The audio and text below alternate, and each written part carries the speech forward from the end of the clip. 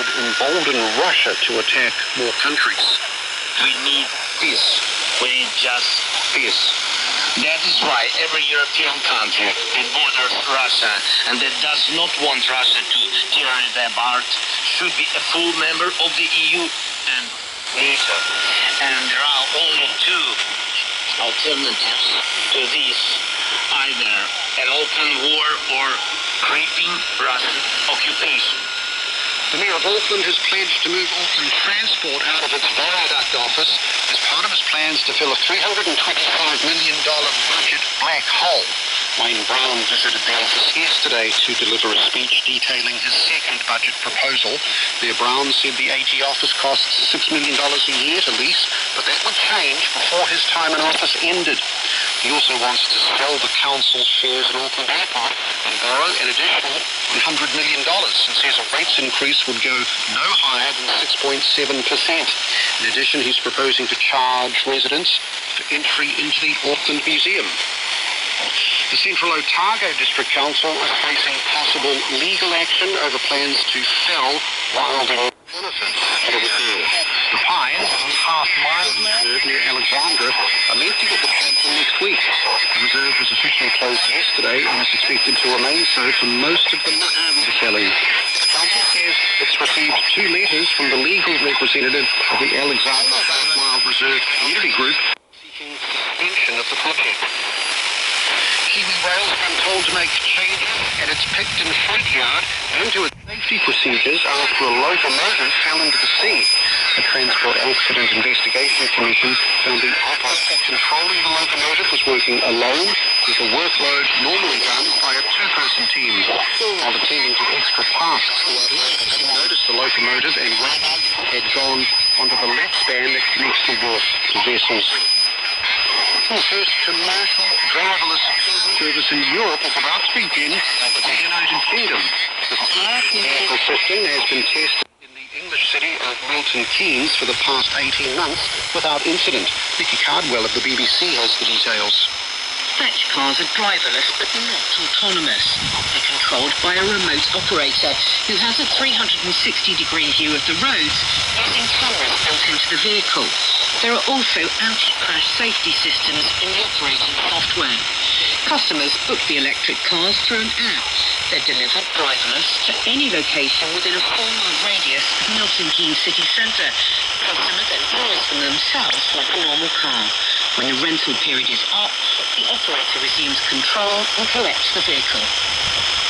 And in sport, the England bowler Josh Tongue has made his debut against Ireland at Lord's. He's also earning a family friend $100,000. 14 years ago, the friend bet $200 at odds 500 to 1 that Tongue would play for England, and she's now set to collect. Ireland's batting first in that one and only test match. 163 for 7. Josh Tongue not taken a wicket as yet. That's the news. I'm Catherine Ryan on 9 to noon today. China's online shopping app Temu has hit the New Zealand market with a bang.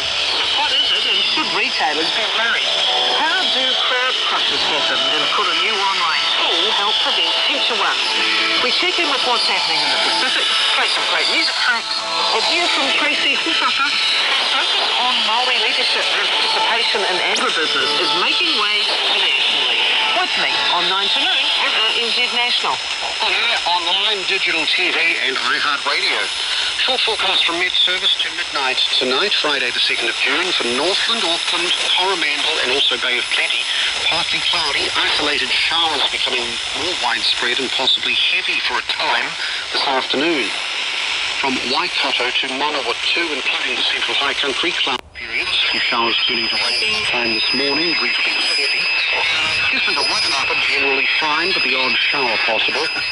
Port of Whenua to Wellington, also Nelson and Niue, a few showers, possibly Nelson clearing this morning and becoming fine. A fine day in Canterbury, forecast today.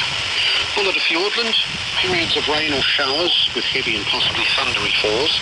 Otago and Southland, scattered showers, some heavy and possibly thundery about the south coast. And at the Chatham Islands, cloudy periods with a few showers this afternoon. Reminder from Met Service, strong wind watches, not warnings, but strong wind watches are in operation. Inland Marlborough and the Sounds, Wellington and Wairarapa about and south of Featherston up until 9 o'clock this morning. They say northwest winds may approach speed gale in exposed places.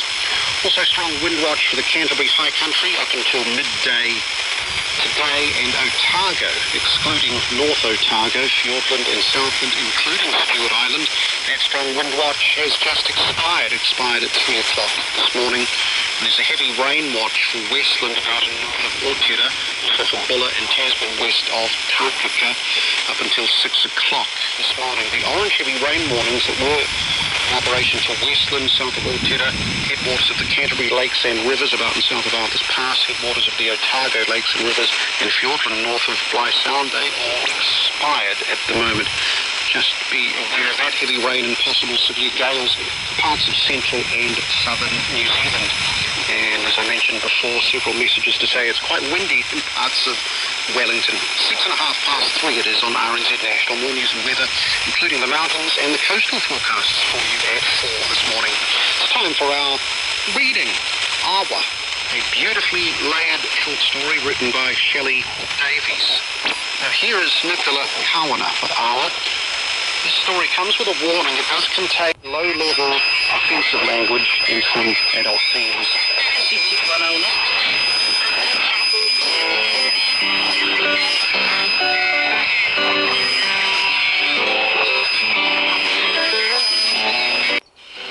They're all waiting for him to arrive. Uncle Mike just brought beer and Zaha strumming away on his deck, like always. All the aunties are sitting around and laughing. The mokos are over on the grass playing with toy trucks and drill ships.